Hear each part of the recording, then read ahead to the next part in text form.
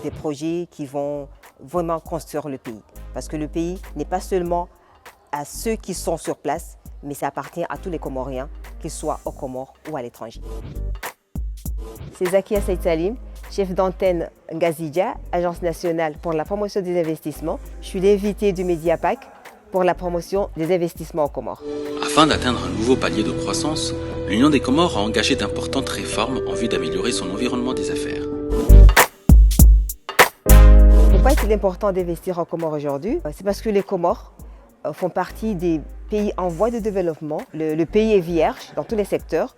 Donc nous estimons que c'est très important de faire la promotion d'investir en Comores. Parce que nous avons une stabilité politique, parce que les Comores ont un accès privilégié aux marchés régionaux et internationaux, parce que nous avons un cadre juridique et fiscal incitatif. Le pays dispose d'une richesse naturelle et diversité culturelle. Nous avons des ressources humaines de qualité et parce que c'est une destination touristique très privilégiée. Nous avons un cadre juridique incitatif. Nous avons adopté en 2021 un nouveau code des investissements qui privilégie les nationaux comme les étrangers avec beaucoup d'avantages fiscaux et douaniers. Investir aux Comores, bien sûr, comme dans tout pays, l'investissement, c'est la construction du pays, dans le sens que ça va créer des emplois, donc ça va réduire le taux de chômage des jeunes. Alors, au-delà du code des investissements que nous estimons incitatif, le gouvernement s'est engagé à faciliter les porteurs de projets. Maintenant, les Comores ont adhéré officiellement à l'OMC. Il y a la Chambre de commerce qui a lancé beaucoup d'initiatives pour les porteurs de projets, surtout les jeunes de la diaspora, et aussi des incubateurs qui sont en place aux Comores pour faciliter et encadrer les porteurs de projets à implanter leur société aux Comores. Comme partout, il y a des risques. Le risque zéro n'existe pas, donc les Comores ne font pas l'exception. Mais comme on dit, qui risque rien n'a rien. Donc j'encourage les porteurs de projets et beaucoup plus les jeunes de la diaspora, parce que les Comores, c'est notre pays à nous tous, qui risque gagne.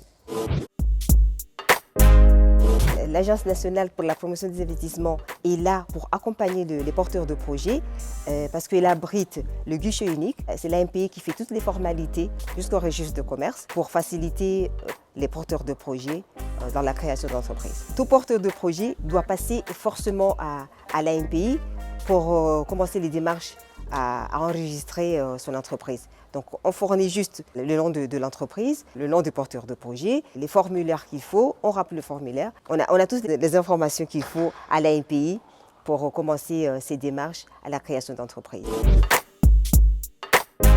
Sachant bien que ce n'est pas toujours facile, même avec les textes qu'il faut pour les porteurs de projets, surtout ceux qui vivent à l'étranger, l'AMPI ne ménage aucun effort pour accompagner le promoteur dans toutes les structures, même auprès des banques, afin que le porteur soit satisfait des résultats, qu'il s'installe facilement en Comores. L'emploi spécifique de la diaspora, nous savons tous que la diaspora est une cible très importante aux Comores parce que elle envoie une manne financière qui n'est pas du tout négligeable. Malheureusement, nous avons constaté que la diaspora, cette manne financière est un peu éparpillée. Elle n'est pas forcément axée à l'investissement, mais c'est beaucoup plus pour des activités personnelles et familiales. Nous, à AMPI, nous faisons le nécessaire pour cadrer cette manne financière, en fait de l'accès à des projets structurants, des projets générateurs de revenus, des projets qui vont vraiment construire le pays. Parce que le pays n'est pas seulement à ceux qui sont sur place, mais ça appartient à tous les Comoriens, qu'ils soient aux Comores ou à l'étranger. Hey, abonne-toi.